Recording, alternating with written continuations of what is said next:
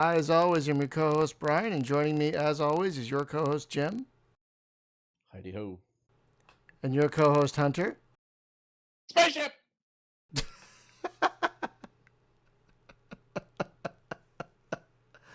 That movie never gets old. It never. I've probably watched it about 20 First times. try. Yeah, Bruce Wayne. He sounds like a cool guy. Who's that? I think my favorite thing though is business, business, business. Numbers. Is this working? Yeah. I also like the bit too where it's like Han Solo and the Millennium Falcon show up and it's, oh, I'm gonna go hang out with these cool guys. They've got bon Hey, look at vivants. him. He's got a cape. Yeah, let's hang out with this guy. He looks like a cool guy. All right, folks. We excuse me. We do have a guest this evening joining us from a city in Sweden that I can't say the name of. Andreas Suika. Did I say your last name right? I should have asked you before. Suika? Yeah, Suika? that's fine. That's fine. Okay.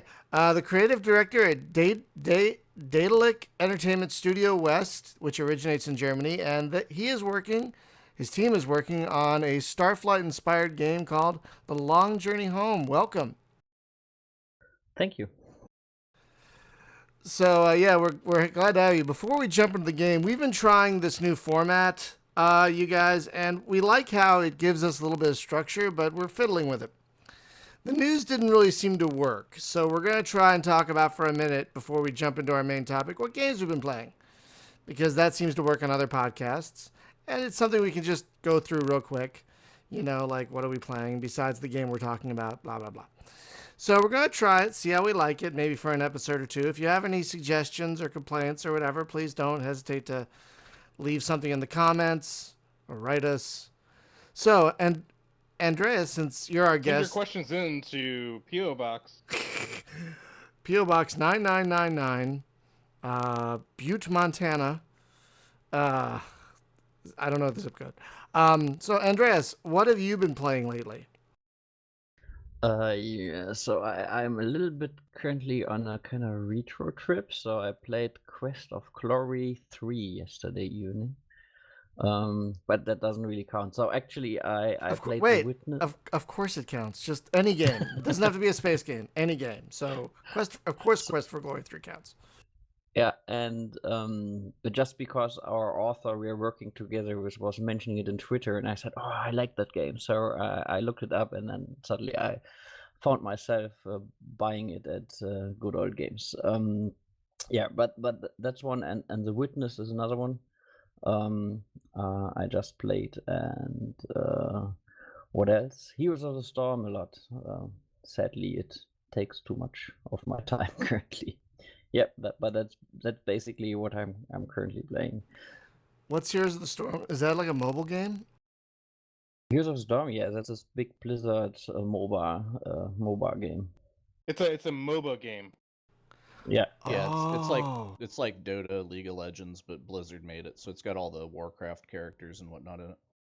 yeah, right. And it's made for old men like me, so it's not so complicated with thousands of items, etc. So you can play it if you are not into. You don't have to go too deep into it, and it's a little bit more kind of it fosters more the team play because you share experience, for example, so you don't do it for just yourself and hate each other for looting the wrong stuff, etc. That sounds pretty great. Jim, what have you been playing lately? I've been messing mainly with the Elite Beta, which I'm kind of liking, and I don't want to cause anybody to hyperventilate or anything, but it's pretty good. I'm right there with you. I am totally right there with you. It's pleasantly surprising. Hunter, what Yep. about you? Oh, sorry, Jim, were you done? I'm sorry. Oh, well, just basically that, and I've been messing around with that IL-2 Stalingrad, so that's pretty interesting. And I did not realize it had a full-blown tank simulator in it, and I discovered that the other day. It has a full blown Yeah. tank. What? Yep, I was driving a T-34 around, and it's like, it's like having a dedicated tank sim that they put in there. It's pretty crazy. Oh, I'm definitely keeping an eye for that now because I love tank sims. I love a good tank sim. Yeah, and I picked it up on G2A.com. It's one of those Steam key reseller places, and it was like $10, which Shady it's gray normally 50. market. Shady gray market. Yeah, but cheap. So okay. It's true.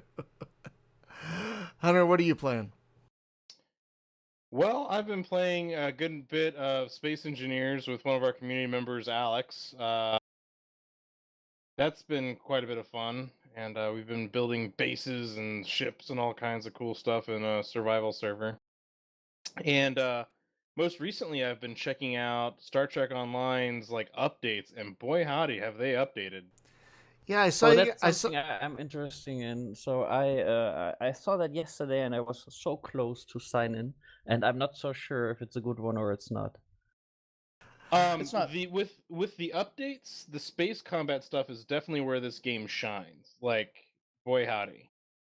Yeah, it's definitely much better. Whenever it first came out, it was not so great at all.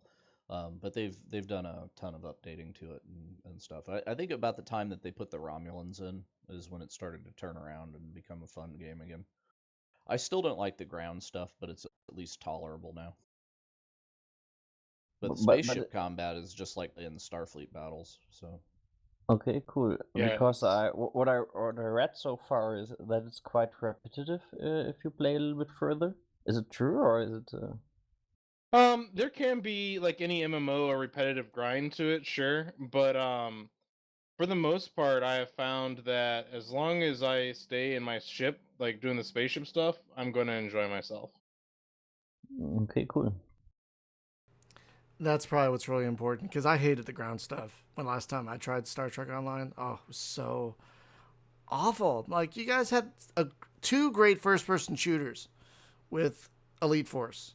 You couldn't have taken you could have taken something from that. That is what this game does need. Is I wish that the ground combat stuff was I wish it was more like that. Yeah. Yeah, exactly. But I mean, like I said, the space stuff's really cool, and I kind of like the duty roster stuff and like taking charge of your crew and sending them on away missions and stuff like that. It's kind of got this nice little mini game inside of it, and it kind of feels very much like you're in that like Star Trek world. Like I'm the captain, I'm doing stuff, and so Oh, I have just in that moment. I have another game I played last week, which I really enjoyed, but it's also an old one. It's the Star Trek 25th anniversary edition. Oh well, that's one of the end all be alls of Star Trek original series based games. I mean, it does the only time it gets better than that is maybe Judgment Rights, maybe. Yeah, I still loved it, and I still can remember a lot of the missions. So the mission where you meet a ship and then you have to find the shield code in your computer to send it, so they lower your shield and you can beam there. Oh, I oh mean, I God, really played that something right. like 15 years ago, and I still could remember that kind of stuff. That's really cool. I do remember that. That was like Wrath of Khan type stuff. That was really I remember that. That was great. That whole game was Or great. or finding the Klingon hand on one of the planets and then figuring out that the Klingons are just fake and just robots that are running around there. Oh God, the Klingon hand. Oh God, the memories flooding back, flooding. I haven't played that game Yeah. since it came out. I played it once and I was done, and I haven't played it since. I Yeah, should. but it really didn't lose so much of its appeal when you play it now. I mean, there are some games that age very badly, but that one aged very good. I think the games that age badly, if I may say, are like early generation 3D games. Those are the ones that I think age the worst. But like the 2D games, I don't think they really lose much over time. You know what I mean? That's why I think like games like 25th Anniversary probably still hold up well. Like wannabe 3D or early 3D accelerated games just I don't know don't look great these days. Yeah, that's what I had was when I bought Quest for Glory yesterday. I was going to 2, 3, 4, and 5, just roughly starting and taking the look at the first 5 minutes because I was searching for a particular one and I couldn't remember which one.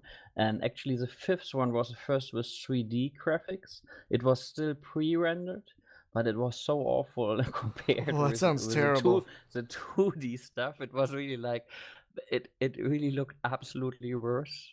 And the third one was the one I was searching for, and it still had some beautiful graphic, even if it's pixel art and old, and but yeah, still enjoyable.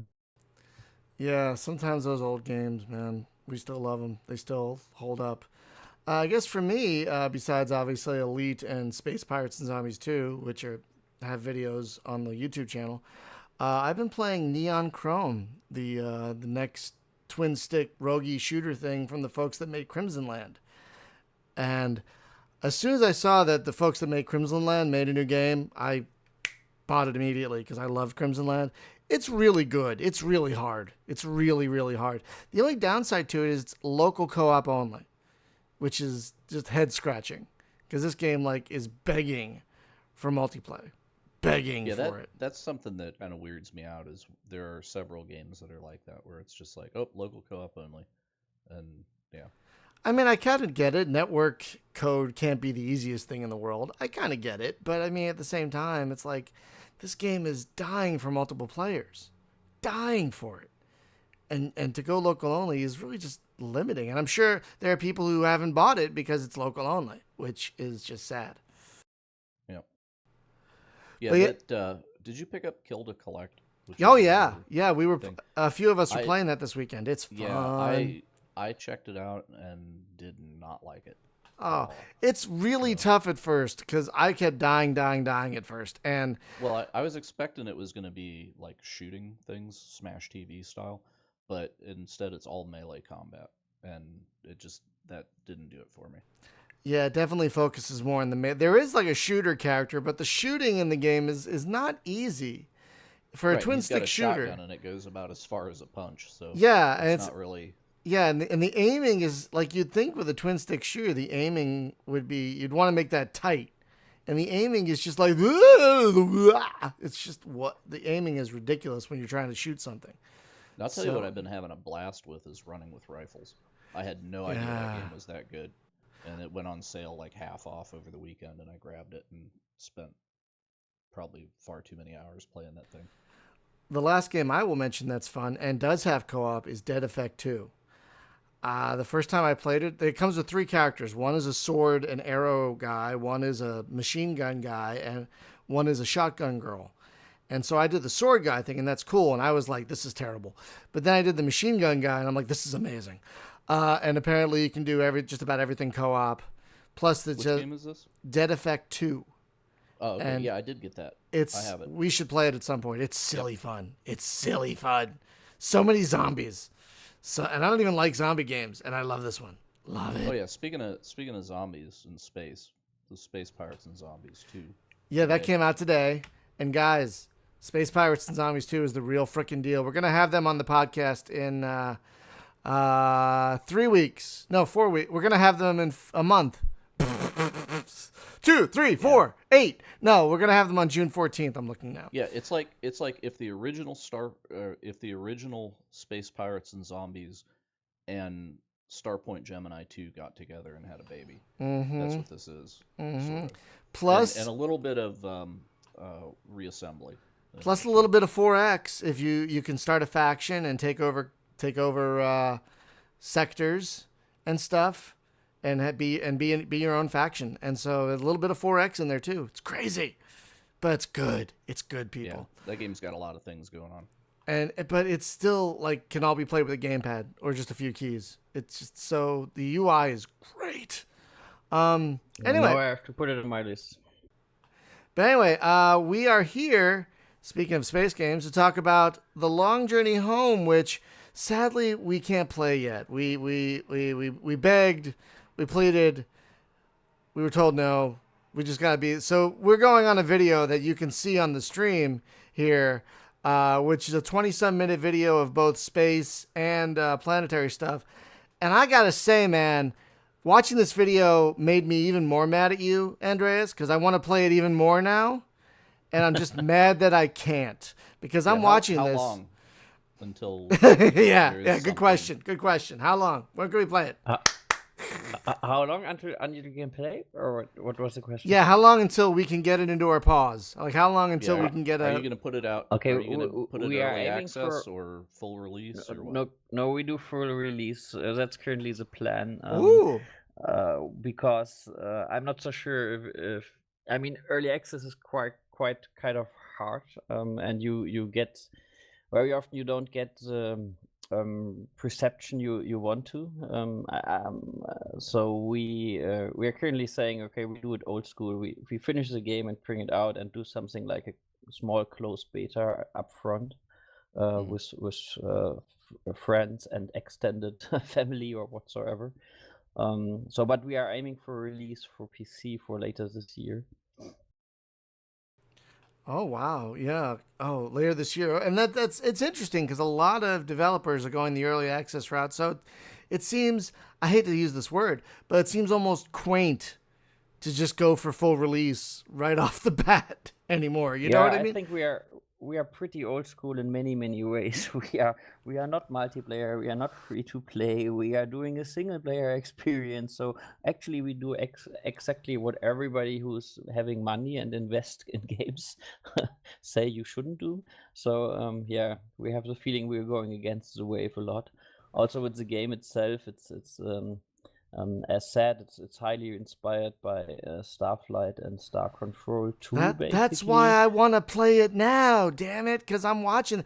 The first thing you see in the video, friends, is the lander part, and it's not Starflight-esque really. It's more like Defender / Lunar Lander-esque, which is awesome. Which is awesome in its own way. You know, and I'm like, ooh. I always make the joke that as we are, some of us are quite older people, so we do asteroids plus lunar landers. That's basically what we do, with a little bit talking with aliens. Yeah, actually, it's more. It's really like, I mean, the game itself. They're also. I'm really proud that our working title is now the official name, because we started with the idea of finding a motivation we can give to the player that's interesting. Like when you take a look on Steam and whatsoever, so you find a lot of survival games, and I was wondering why survival games are so big. And I think one reason is every human being understand what survival means. Like, you directly get it, and then if someone is in addition giving you a scenario, a setting, then you actually have already in your mind a kind of set what you can do. Like in Minecraft, someone is telling you that you can, or you figure out you can get blocks and put blocks, and then it's getting night and there are zombies and skeletons coming, and everybody is digging in without having a tutorial or a big story or whatsoever explaining that. So I think survival is something that worked very well, because we still have it in our core, even if we don't go out in the woods anymore. And I was wondering what else can be there. And so getting lost and finding your way home is something I found it's also strong, and there we started actually. So that's where the name came from, the long journey home. So that's one of the pillars. And then we were also thinking about other stuff, like getting lost in translation, for example. So we had a first prototype where we tried how can we make communication interesting, and we had something where you can put words together. Does someone of you, it's also a space game, does someone of you know Captain Blood? Say again? No, it's Captain Blood. Oh, Captain Blood. Yeah, I played that. That's a really old Psygnosis That's game. old. I played that so many years ago. I barely remember it. Yeah, that's that. But they had you were communicating with the aliens with this icon, with icons mainly, with pictograms with pictures. Oh yeah. And you put them together, and then they were reacting, and sometimes they do understand, and sometimes they don't. And coming a little bit from that angle, we were wondering that we didn't want to have communicating just multiple choice. So we were testing a little bit with a prototype where you put words together instead of pictures. And that was quite hilarious actually, because the people started to interpretate much more into the dialogue than there were. So in our first prototype, you had a lot of something like 40 words, and then you could make sentences out of that, and you could say something like, "Me, friend, you, trade?" Question mark, and then they were reacting on that, and sometimes they were reacting very very very very bad. We just had a very dumb parser behind that, and when it found some matching words, it was answering. But as it was so rough, and as the people who we tested that with friends and with colleagues, and when they tested it out, as said, they interpreted much more in that. So someone was asking one of the aliens we had in there about a trait, and then he answered, "I'm a male tripler," or whatsoever. And so he tried to sell him females or ask where the females are, and so in his head there were much more story behind that, and we really loved that part. So together with having this feeling lost and trying to get home, plus interesting communication and clash of cultures which don't understand each other, that's where we actually started. And yeah, and then the desire to make a star controllers kind of game, because I personally think nobody did that anymore as this kind of space opera games. There are a lot of pilot games out there, and there are a lot of 4X games out there, but this kind of feeling you and your crew and you're alone in the universe, etc., and having a lot of little story pieces. I didn't see that anymore, and I thought there's still a market for that. Yeah, and that's where we started. Well, So there's you said the one alien showed up, and the first thing out of his mouth is, "Where the women at?" Right? So it's my kind of guy. yeah, Yeah, that's what I thought. You're interpreting stuff in it, and I mean that's also a beauty I found in Starflight, that you have this big universe and you're flying around and you have story bits, and but you have also the simulation, and so you complete a lot of the stuff in your head, which is much more than there is actually in the game. Yeah, and I think if you don't do it currently in nowadays, we are so much into doing the stuff super precise, like Star Citizen, for example. They do the ship modeling and everything is super cool, and they put a lot of effort in doing that, so it's getting more cineastic and more concrete.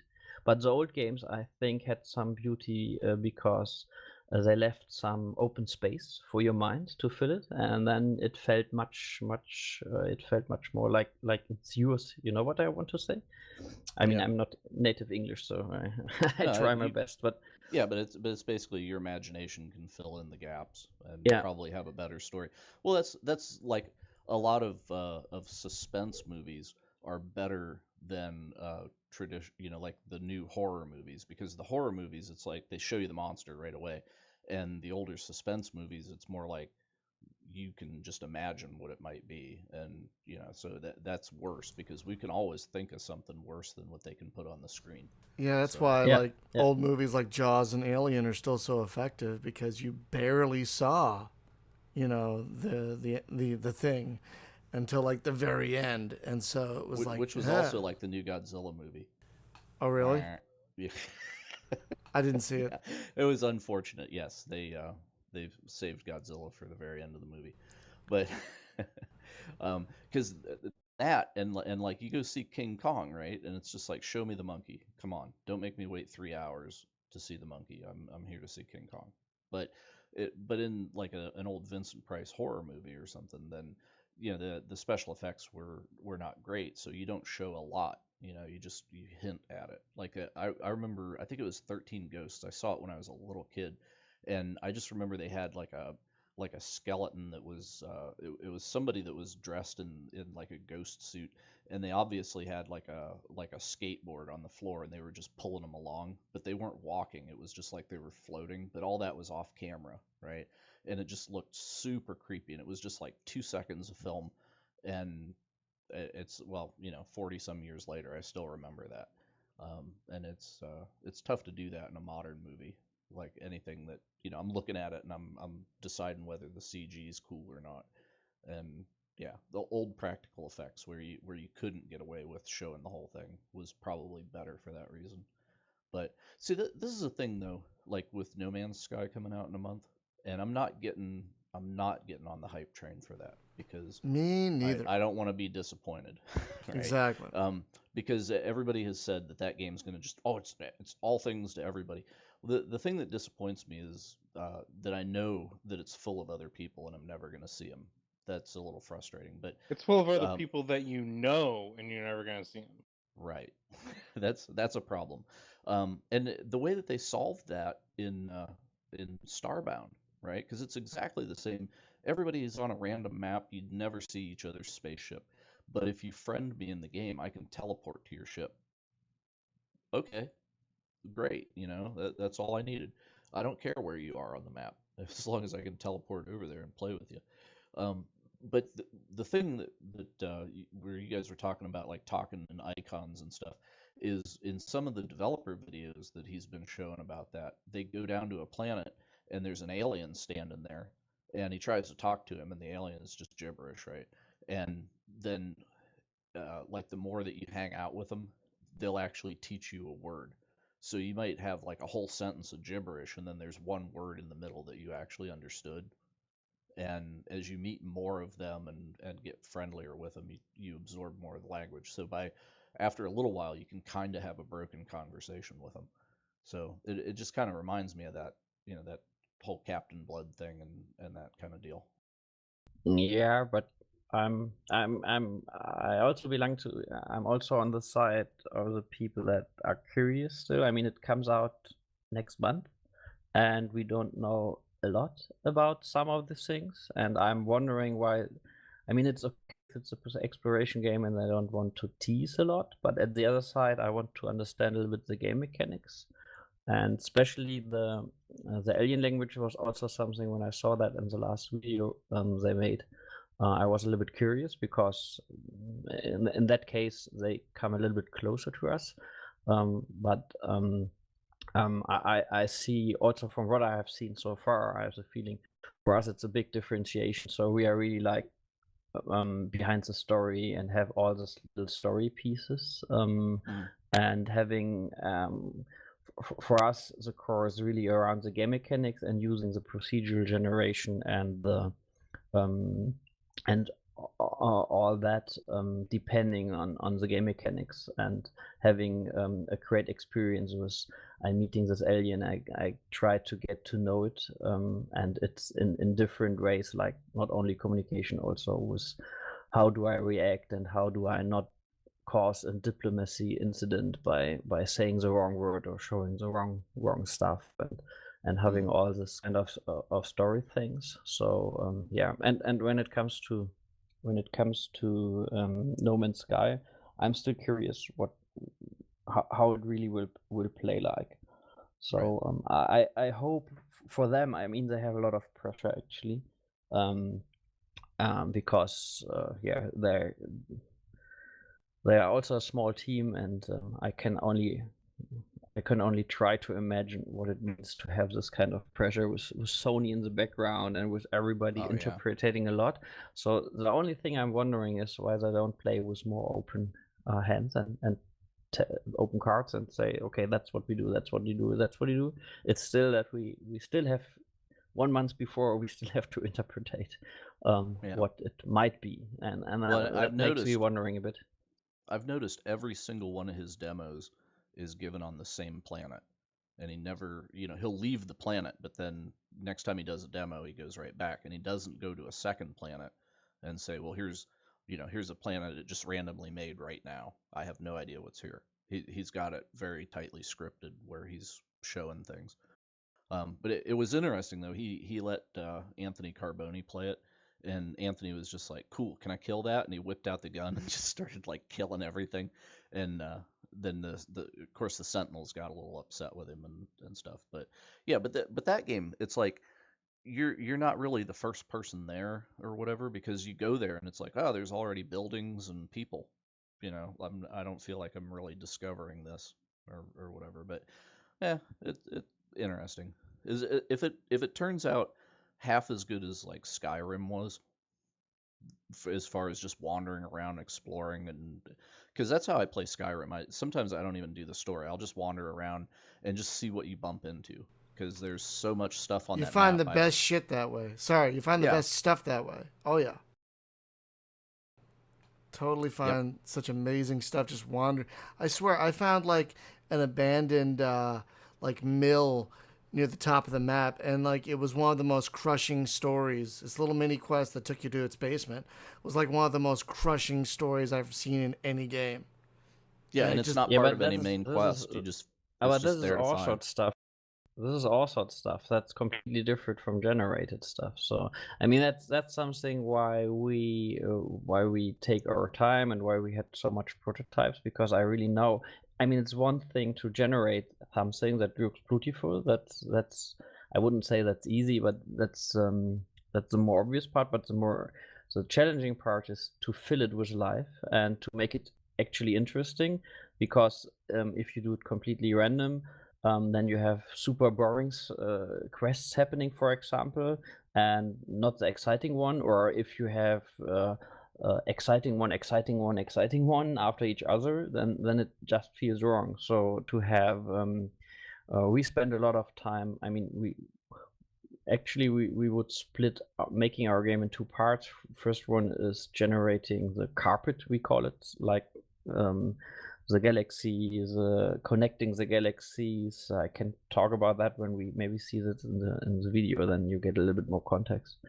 So how do you end up across the galaxy from home? Is that So the plot is you do the first light jump of mankind.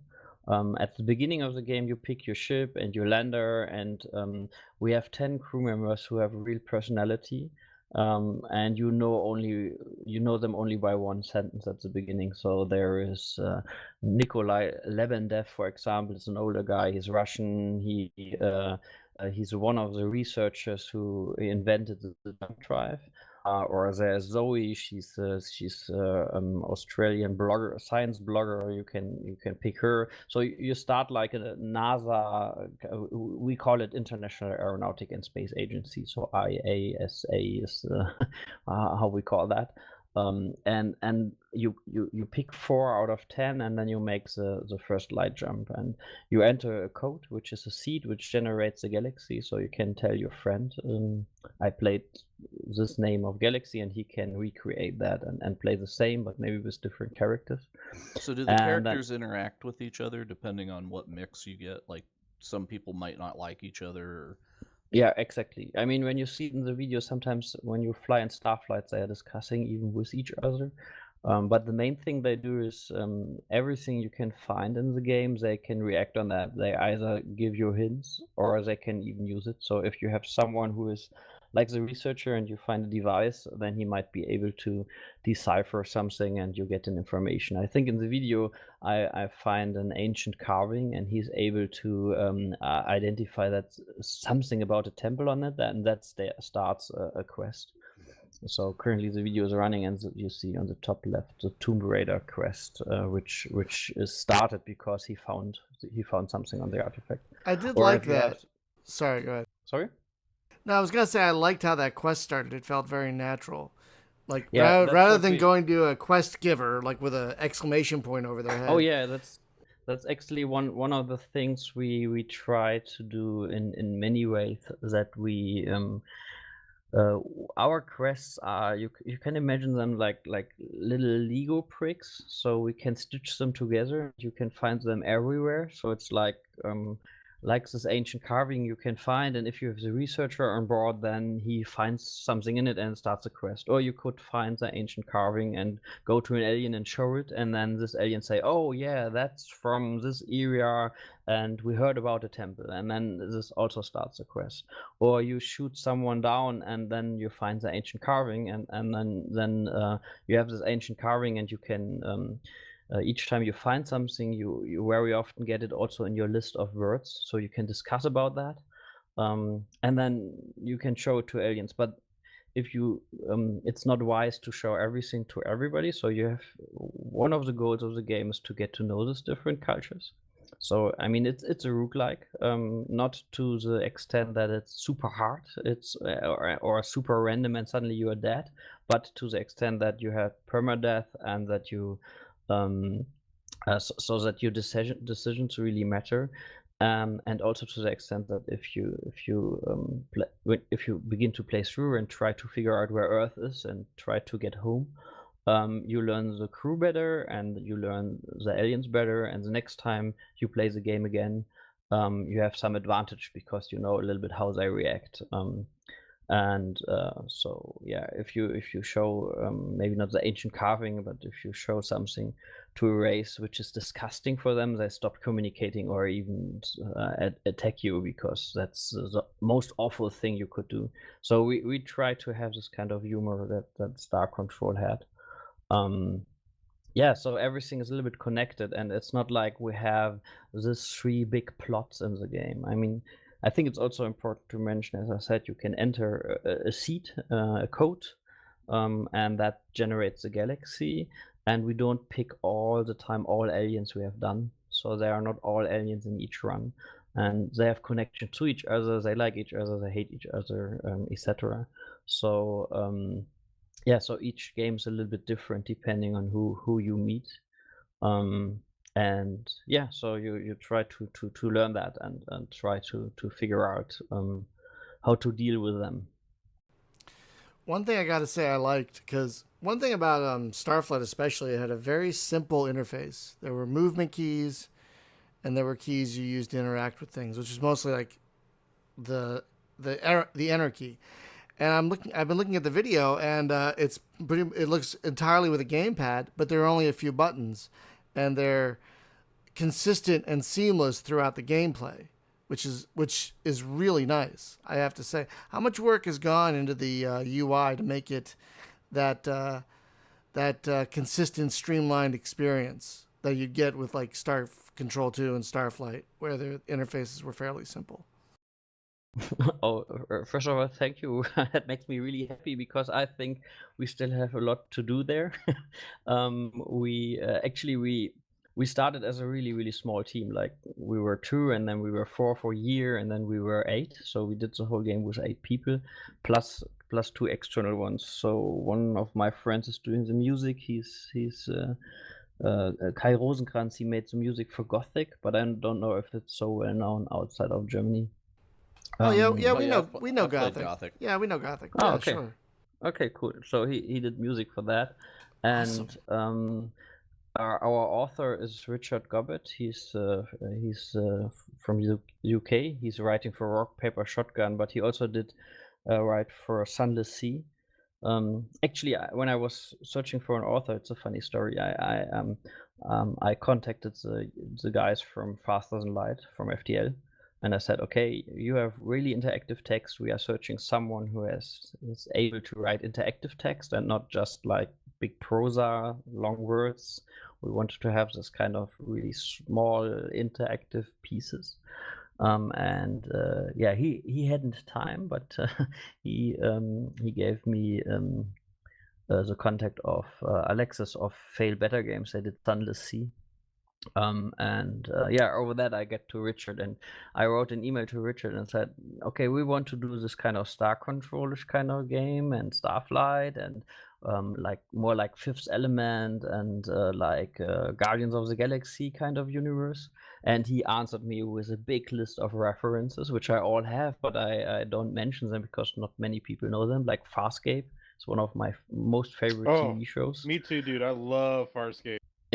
Yeah, I really think that's one of the most underrated sci-fi shows. It was super good. Um, yeah, I love everything Jim Henson has done. So and the alien design and all that is so perfect in that one. Have And you have you ever seen? They had a movie with Michael Jackson in it. It was like a short that they showed at Disney World. It was called Captain EO, and it's out on YouTube now. I mean, it's forever old. It's from like 1980 something, 82, 83. Um, but if you've seen that, it actually has a lot of the Jim Henson alien puppets that would later be in Farscape. oh, I didn't know that. I Yeah. have to check that. Yeah, so what else is interesting about it is it's also it predates of course like Star Trek Next Generation and that. And it's got Angelica Houston is in it, and she plays Wait, like what? the evil What? queen. Yeah, you haven't seen this? So No. she plays the evil queen of the monsters, right?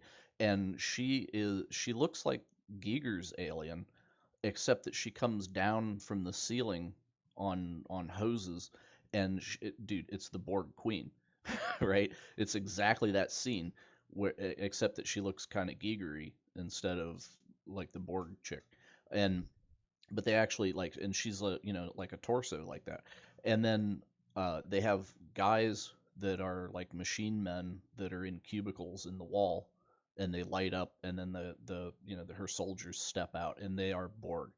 And so then like seeing and I had never seen this when because I was like 12 at the time, and we didn't go to Disney World or anything, but whenever I went to Disney last year in February, they were doing like a they brought it back out, and they were showing it like limited time, we're gonna put this back.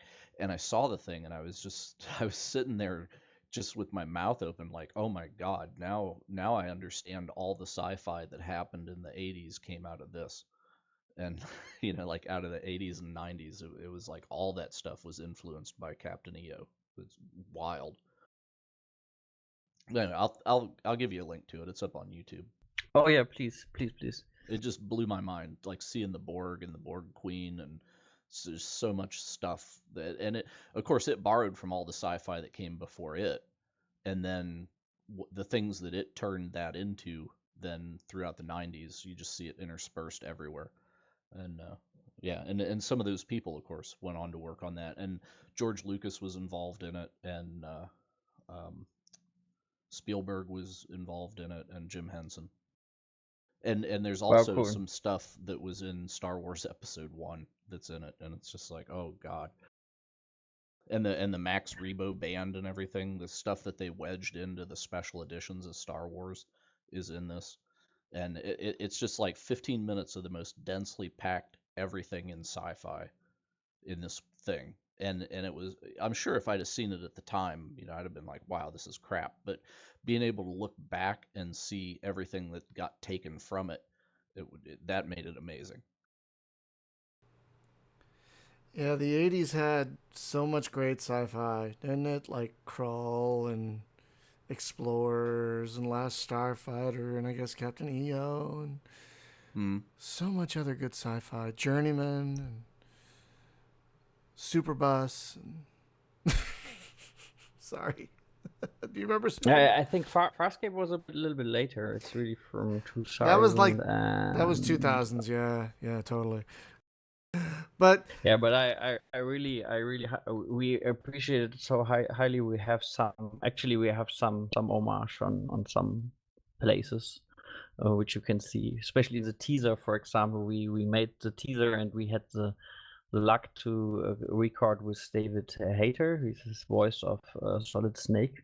And actually I sneaked into a recording for our other game, and we made some sentences for the teaser, and at the end in the teaser we say all the wonders and all the wonders and dangers we have seen. So actually this is really from the fourth season of Farscape. Yeah, but we couldn't resist. what were we gonna say, Hunter? No, I was agreeing with him. That's what that's from. Oh, okay. One Yeah, thing, this is somehow the heritage this game has a little bit like Starflight when it comes more to the game mechanics. Oh, by the way, did you know that the guys who did Starflight worked on the first Mass Effect? Did you know that? they worked on the first what? Mass Effect. Wait, neat. what? I didn't know that. Well, that would explain the Mako now, wouldn't it?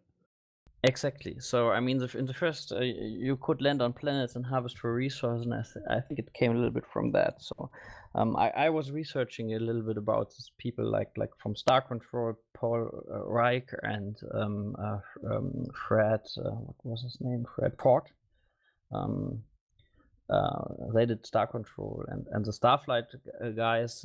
Some of them were in the core team at the beginning, at least, for Mass Effect, which I find really interesting. Channel Jim, the full Captain Neo. Link to youtube.com. I didn't know that. Wow, I might have to give Mass Effect another try because I am probably one of the biggest Starflight fans you will find. And damn, I didn't know that. Now I have to play. Yeah, Mass dude, Effect. especially like Mass Effect 2. Holy crap. Okay. Should I just jump into Mass Effect 2, you guys? Should I just do that? You could. Mass Effect 1 is not a bad game, but it's got some tedious stuff to it. But the whole time that I was playing it though, I was kind of thinking like, well, wouldn't it be cool if they didn't have me going down this story the way it is, but I could just go wherever the heck I wanted to go, and more like a Starflight kind of game, right? Where I would just like encounter people and do what I want. But that game's got like a super strong narrative to it, so they kind of have to put you on rails a little bit. I mean, they make you feel like you got freedom, but it all funnels into where they want you to go. Yeah, but this is really the challenge. I mean, on the one side, you want to have good authored content so that you really have the feeling you experience the story and not just a lifeless or totally randomly generated thing. But at the other side, you want to have the freedom. I mean, that's exactly the kind of balance we tried with our game to have this kind of carpet where we have first generated a world and put aliens in it, and then afterwards we have some kind of event system that's taking care that you see interesting stuff, so that you have the authored stuff in a good way, and then having the authored stuff in such small pieces that we can stitch them together, like you for example, which is not in the video, but there's a chance that you find a shipwreck and there's a little alien inside, and he asked you to dock, and that's already a branch, so you can dock and he can send over his minions and rob you, or he is really someone who wants to be rescued, and when you have him on board, he's claiming to be a big ambassador, and then the player has to decide, okay, do I bring him home? So you have him on board, and then he gives you a marker on the map where his home is, and then you make it on your way. And because you entered a certain kind of seed, or if randomly an enemy race is also spawned, then our system is recognizing that you have this little guy on board and sending maybe a bounty hunter to. And he not so friendly ask you to hand over this little alien guy, and then you have to decide. So do you give him away and please and maybe avoid a fight, or please his race, or if it's an ambassador, maybe the race is completely pissed when you hand him over. And if they own part of the galaxy you have to cross to get home, then it makes your life much harder. So you have to decide if you give him away or if you defend him. And so and from this kind of little stories we have a lot. So you can dock on a gate. So actually our game, our galaxy has some structure. So we wanted to have some kind of you can freely jump around in one we call that nebula. So in one sector, and the sectors are connected by these big gates. And the gates are occupied by aliens, and to you have to use the gates to go forward to the next sector, and so you have to make friends, and when you make friends, you make foes. So, yeah, but you can dock on a gate and ask for a passage, and then they answer something like, "Okay, we scanned your car, we scanned your ship, and you have this little fat con man in your with you. Hand him over, and you have a free ride here." And then again, you have to decide: do you hand him over if he's really maybe he is a big con artist because he's of a race that's you will figure out that there are races that are not the most honest ones actually. So you might bring him home, and then his people say, "Oh yeah, nice that you brought him, but who is that? we don't care. He's not a big ambassador like he claimed." So you cannot always be sure, and I think with this super small story pieces stitched together, it's like you experience your own story by the decisions you are making and by the crew you have picked. Because if you have we have someone who is good in linguistics, and if you have her on board, she can ask this guy on board, and you get maybe some more information or a word, and then you can use the word again to discuss with other aliens. So it's somehow interwoven, which makes it, even for me, really beautiful to play, because I know all the single pieces, but I don't know which ones are in the game and how they are connected. So can you lose a crew member for Oh either yes, permanently or temporarily? Yeah, both. And if the game is really about bringing them home, so you have 4 crew members, and if all 4 are lost, you lost the game. But we have, for example, there's a slaver race, and they can ask you to hand one crewman over, and then your crew members also have opinions about that. So there's someone who's maybe sacrificing himself for the rest of the crew, or is at least offerings. And so, as said, they have really personality. So you also get a little bit of feeling about. There's Simon, for example. He's a child prodigy. He's a little bit like how to say in English, snobby. He claims that he can do a lot, but actually his chances of being successful with doing stuff is not super high. You will figure that out during the play, and he will not offer himself to sacrifice himself for the rest. But yeah, you can. They are also they bring their little stories. So depending on who you pick, they might be hidden in the game.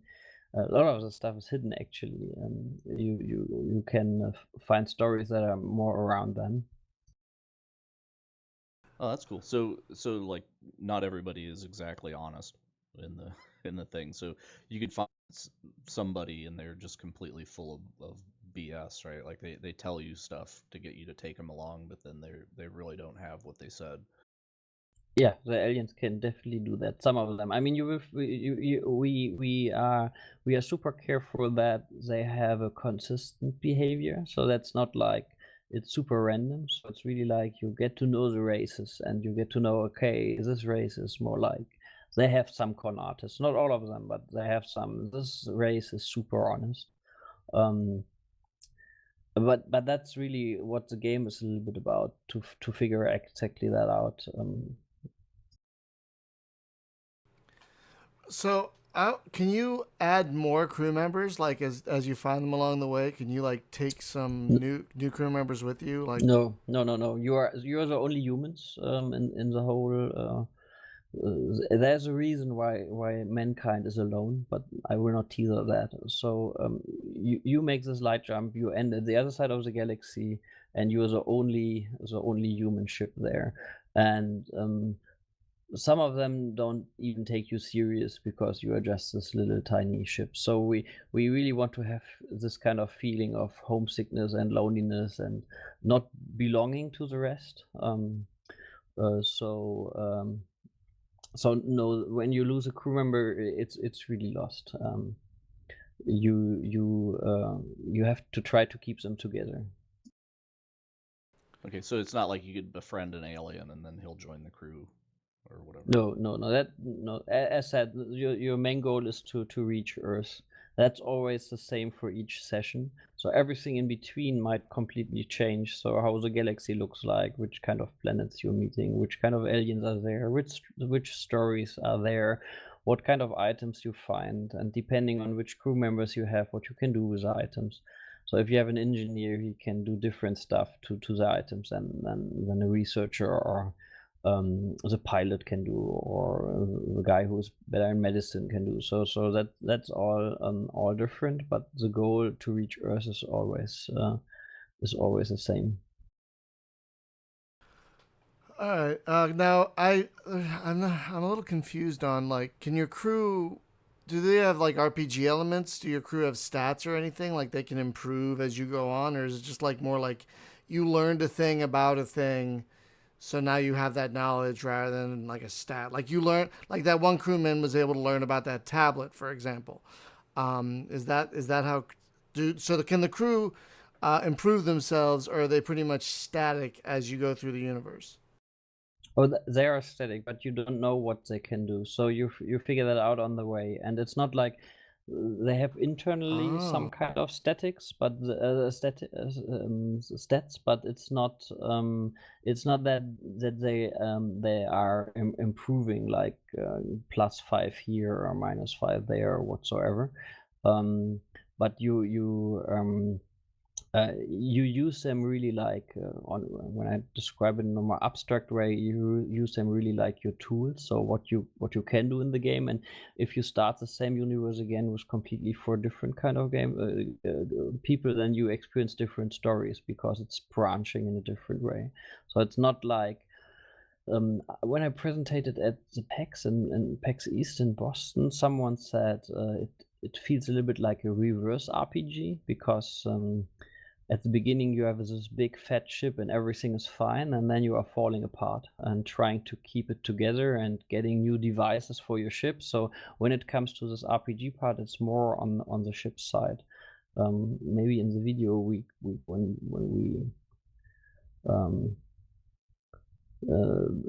when we enter the ship menu, you might see that. So the ship is it has hull, it has fuel, it has different kind of devices, which like scanners for resources, or the fuel injector, or the avionic stabilizer in the lander, and they can break. And if they break, the ship isn't as good anymore. Like if the avionic stabilizer of the lander breaks, the thruster is stuttering sometimes, which makes it much harder to fly around, especially on high gravity planets. And then you have to try to fix that.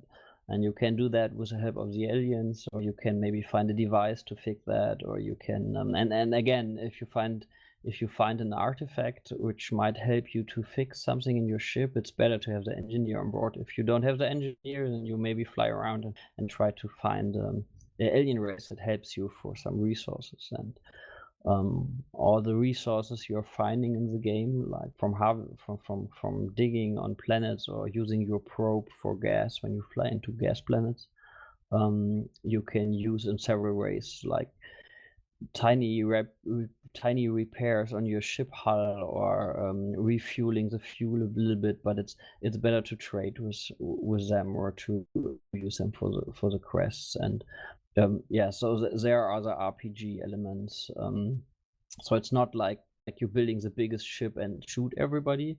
Actually, shooting everybody is not the best idea in our game.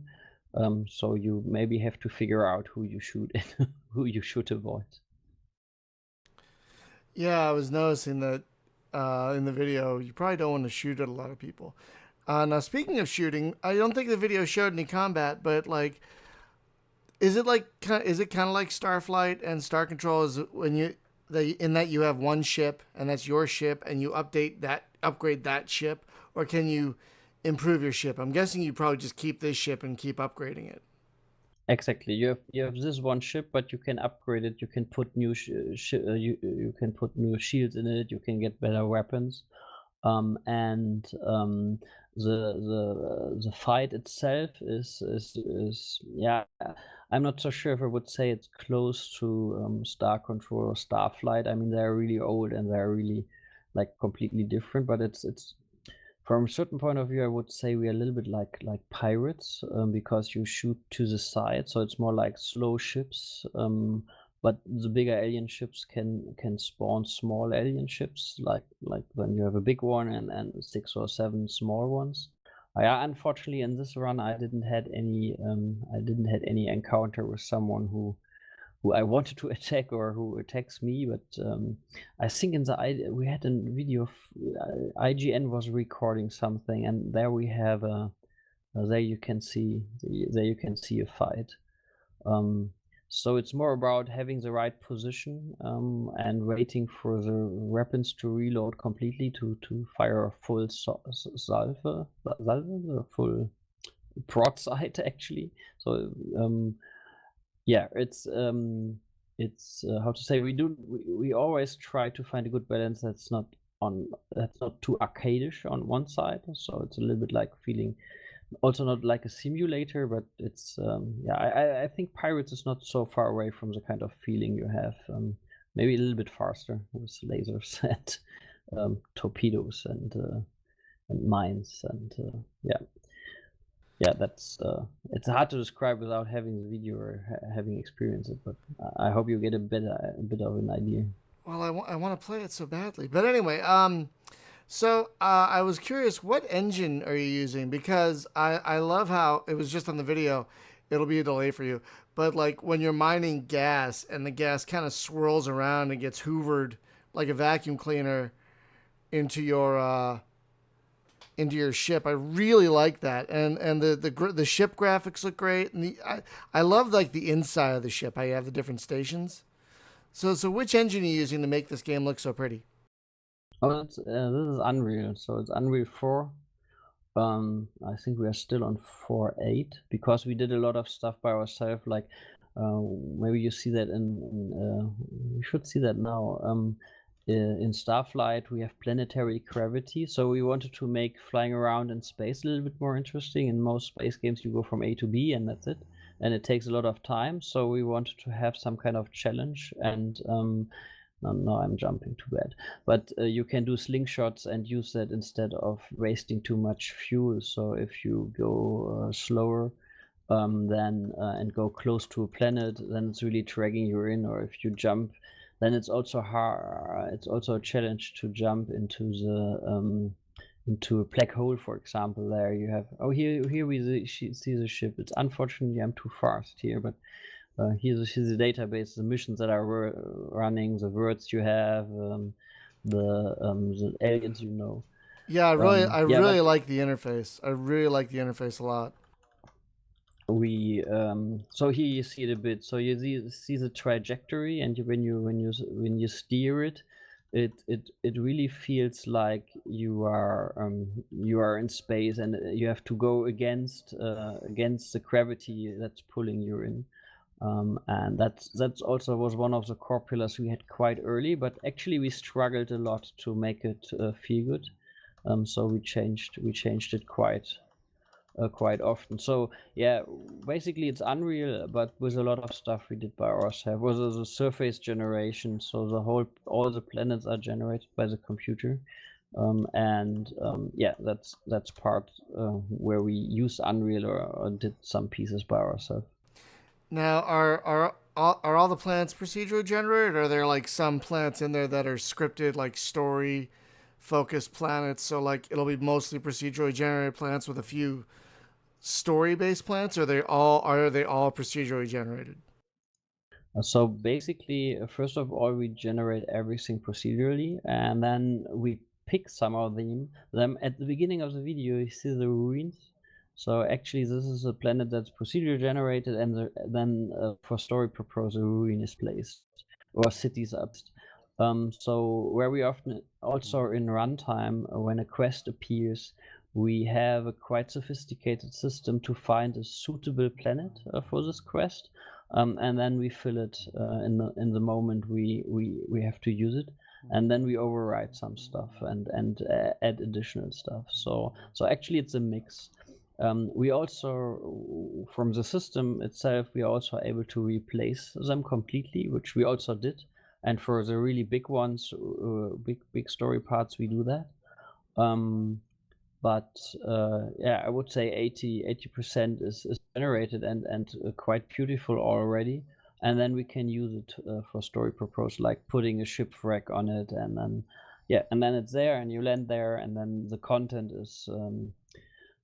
So for the ruins, so for example, then the ruins are placed, and then in a second step, it's decided what's inside the ruins. There could be nothing. There could be just a common item like the ancient plate we just saw, or there could be something that's super special and for one quest. With the special stuff, it's always the same that for this kind of game, you don't want to waste your cool stuff just upfront. You know, like when I experience special stuff, it's like I've seen it once, and then if I see it the second time, it's kind of boring. So we try to have always a good mixture in one run, that we have a lot of common stuff and then some special stuff in the right moment, that you have the feeling you have kind of a story arc. I think someone's mic is open. I don't know whose. Is it me? Might be. Anyway, yeah, because I like how it sounds like even you can be surprised when a galaxy is generated. Yeah, that's it. I mean, it's super worse for presentations. I really must admit I hate that, because very often you can't show the stuff you want to show, or you are distracted by other stuff. But it's also I mean, I was like 15 years with Ubisoft and doing strategy games, and there you know everything. Yeah, I really like that. So it really feels like yeah, it even feels good for me. So yesterday I let my daughter play, and there were combinations of story parts I haven't seen yet. I mean, I know what could happen, but then other stuff is happening, and other combinations of stuff is happening, and it feels interesting to look at. And as you can regenerate the galaxy by the code you're entering, I think that's a part that's super powerful. Then I enter a code, I start to play. Maybe the galaxy is super hard. I try with a certain kind of combination of crew members. I try, and then I can decide to do the same galaxy again, but with different people. Or I tell a friend that I did this one and couldn't complete, and then he tries something. I say, oh, I did that, and then I figured out this kind of story part. And when you start the game, you don't know which is the big story part and which is the small ones. So it's cluttered. There are some gems hidden which you might even haven't seen if you have played 2 or 3 sessions, and that's something I really like. So wait, you said you start with different people. So can you choose your crew before you start the game? Oh yeah. You choose your ship. You have different ships you can choose from, and you choose your lander. There are different landers, like with bigger cargo but a better trill, or less good trill but a good probe, or better a scanner for rare resources, but not so big jump range. So there are different kind of ships, and you have this 10 crew members we did, and you choose 4 of them. So that's basically what you do. You choose your ship, your lander, 4 out of 10 crew members, and you enter a code that generates the galaxy. Yeah. So, and are the crew members the same every time, or are they randomly generated as well? Oh no, they are. What we don't randomly generate is the crew members. They have their own personality, and so how they react on a relic really depends. An archaeologist does different kind of stuff with relics, and the pilot doesn't do anything with the relics. He has no idea about that. So this is not random, but there behind that there is a big system of everything is tagged in the game. The player don't see that, but it's really like, okay, this is a relic, and it belongs to this race, and it is showable, and you can consume it, and you can whatever, you can eat it or whatsoever. We tag that with different tags, and depending on the best match, the crew members are. Oh, here, by the way, in the video we see now the ships and the devices that are in a ship. So you also could see empty slots, so you can put more stuff in that. Yeah, so crew members are not random, and the aliens and how they behave and the little stories, they are not random. We were thinking about that at the beginning, but we figured out it's if we want to have this kind of experience we loved in Star Control, then it's important that you have consistency there. So and it's much cooler to see these little aliens. We only currently communicate 3 or 4, but there are much more in it, and we do not want to spoil that because it's such a cool feeling to meet a race the first time, and you see that, and then you have to interpret how they react. So so they are also not randomly generated, and also not how they like each other. So the Glucked, which is a trader race we just saw, which is the one you may not trust completely. They don't like the slaver race and vice versa, and that's something you figure out. So I do not want to spoil too much about that because it really spoils the kind of experience you have there. Yeah, but as we don't pick all the aliens, all the same aliens each run, and you have different ones, it's not that you know that right from the start. So maybe one times you have the slaver race in, but not the Glucked, and vice versa. Only when you have both of them, certain quests will happen because there are both of them there.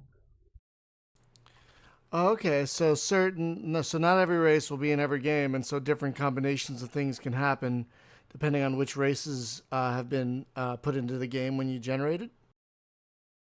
Yeah, exactly. So how many races are in the game? How many races can you have in a game, and like how many races are there to choose? How many races are available? So we are still implementing and we're still testing how much we put into the game. The same is true for the size of the galaxy. So currently we can really easy make it more sectors or less sectors, and more connections or less connections. And we're currently trying out how much content we want to have in one run, how long a run should be.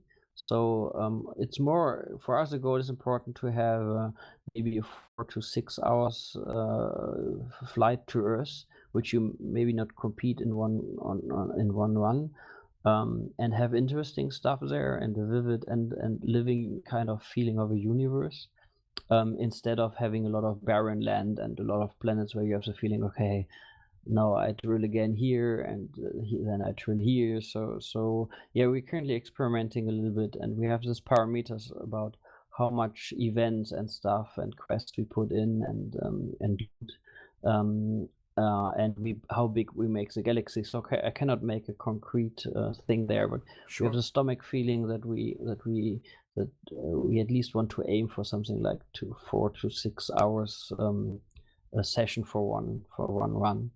And that also marks how many aliens we will have.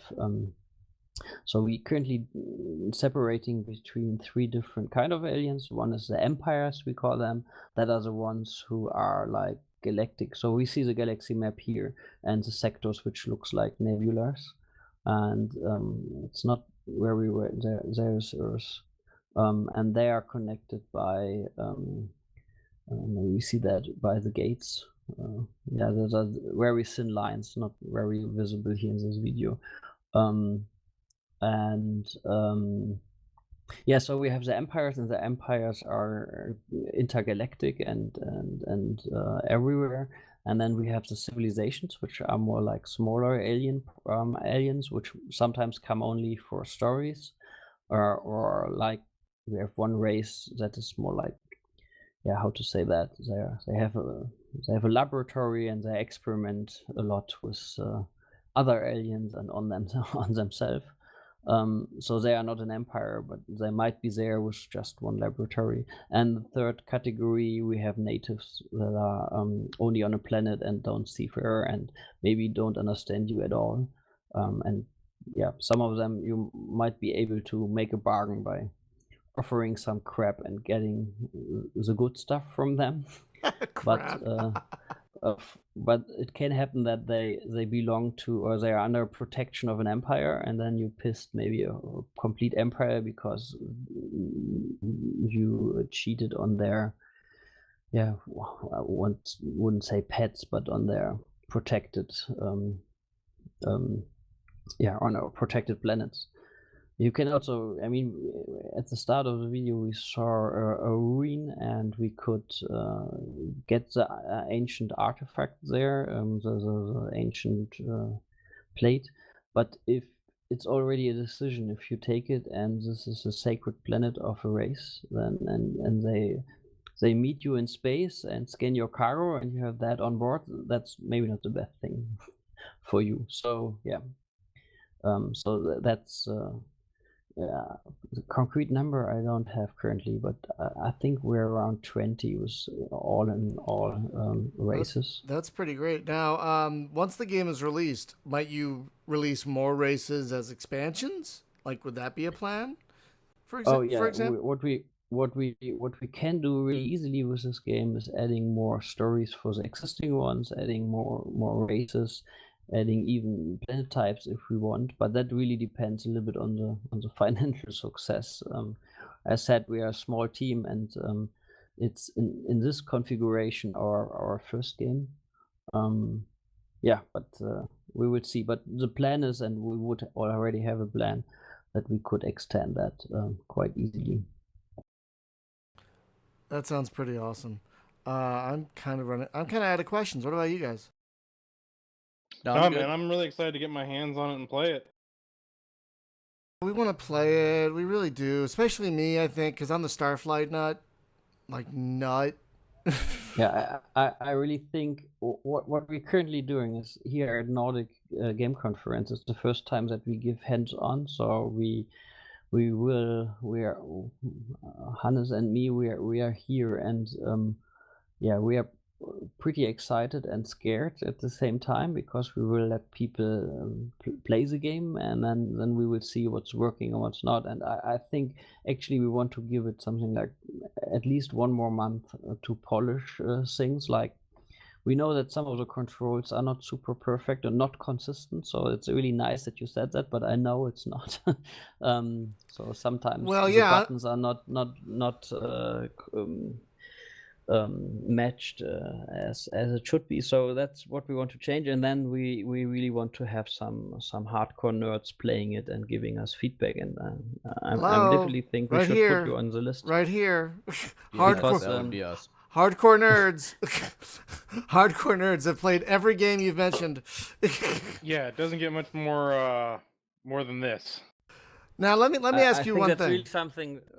That's really something that can help. So Now let me ask you something. Did you guys play Protostar, the unofficial Starflight 3? Because I noticed one thing in here is that you could talk to your crew members while you're flying around, and Starflight 1 and 2 did not have that, but Protostar did, and I thought that was really neat. So did you guys maybe take that from that? Oh no, I haven't seen that. Actually, this conversation came more from we made this game really, really super iterative. So we changed something, and then we figure out, okay, it's not working, and then we change it again, and we figure out, okay, we have to rewrite the Galaxy generation because we have this new feature, and the Galaxy generation had to reflect that. And for this feature, it was more like, okay, we are needing communication. The question always is how we give feedback to the player for certain things. And we have this, what you're currently seeing is where you put the words together and hope that the alien is interpreting it in the right way. So we had this kind of communication channel. Then we have this little messages on the right side that comes, like when you get a new word, or when a quest started, or when whatsoever, or when an alien gets pissed of you. But what we were lacking is a little bit like hints and stuff the player can currently do, and then I implemented something like that the crew is taking a look on the ship, and then every crew member can say something about this status of the ship, like, oh, we really have to repair the hull, something like that. And it was fun and interesting, but I think it was really something in a weekend. I had this strange idea that they should react on each other, because we wanted to have this personality and having you really caring about the crew members.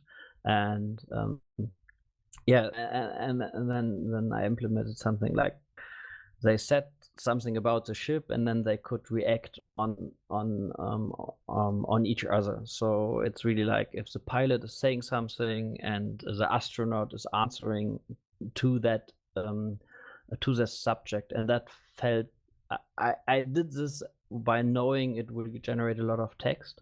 And Richard saw it in the rough state it was in, and he fell in love with that. And yeah, that was a moment where we couldn't remove it anymore. So Yeah, there aren't. no, it's in, and actually it feels really good, because it gives you it has two reasons now. So it gives you the feedback we wanted to give, and you get a lot bigger feeling about your crew. So there is sometimes a pilot saying something like, oh, I have to check the lander, and we have the Christine, she's an astronaut, she's something like, oh, I will coming with you, and you will figure out that maybe they have something with each other. So it's really like it transports a lot of this kind of space opera kind of feeling being on board. We were in the moment we were working on that, we were also in the cinema and watching The Martian. So actually, I read The Martian in the moment when we started the game. So it has also some kind of influence, and having this kind of mocking each other, scientists on board on a spaceship, this kind of feeling. This message system helped a lot to foster that. Yeah, talk about a because great film, The Martian. oh, that's a great film. No, I was gonna say is a lot of games, like when you have a party, they don't interact with each other, which is really nice. Like maybe there's the Jagged Alliance games, and maybe the Baldur's Gate games, and that's really it that I can think of, where you have a party of characters that interact with each other. Maybe Wizardry or Might and Magic, but that's really it. So I liked that the crew members were interacting both with you and each other. That really added flavor. It gives really the feeling of having a living thing there. So it's not like it's really like having a living. It's not like everything is reacting on you. It's like there's life going on even if you are not there. Exactly, which is really nice. I think we're gonna wrap it up. Yeah, I mean, you've had a long day, man. You sound tired, so I think we're gonna wrap it up. What time is it where you are in Sweden? Currently, it's 4 a.m. Oh Jesus! Okay, we're gonna go, guys. Go to bed. Oh dude. my God, get some sleep. Yeah. So I want to thank you, Andreas. I mean, we were trying to set this up, guys, for months. So it's really nice that we finally got to talk to you, and we really want to play this. This sounds really awesome. So, guys, it's The Long Journey Home. It should be available, not even in early access, just boom, 1.0 later this year. And the website is, what is it? TLJH Game. I'll put the link in the show notes, but it's tljhgame.com, like the Long Journey Home Game.com. And this is not only coming for Steam, but it looks like PS4 and Xbox One as well. So this isn't just a PC only game. Yeah. So, folks, next week on the show, we're going to be bringing back our friend, what's his name, John? God, my brain is melting. Talk about Ascent the Space Game. Remember that? It actually left early access. We had him on, I think, 2 years ago, even pre-Steam. So, we're going to be talking about Ascent the Space Game, the other space MMO besides Elite and maybe Vendetta Online and Eve. And Star Trek. And Star Trek. And Oh my God. What? So many games. I know, it's great. I wish we just had time to play them all. It's so great. But and Thursday, right now, because we're doing the poll thing, right now, Stellaris and Universal Combat are tied, you guys, for Thursday, which is pretty funny. So, Okay, Stellaris is on my list hope- for next week. I hope Universal Combat wins. I really do. I don't know if you voted yet, but go over and vote because it's totally tied right now between Stellaris and multiplayer and Universal Combat. So this will come out before the poll closes. So definitely head over to spacegamejunkie.com and make your voice heard. But thank you guys for listening and watching. Andreas, thank you so much for talking to us in the middle of the night. We do it again when we have a playable version and you played it, and then Oh, we do yeah. it again. Oh, yeah, we will definitely have you back. No questions there. Well, thank you, everyone, for listening and watching, and we will see you next week. Good night. Good night.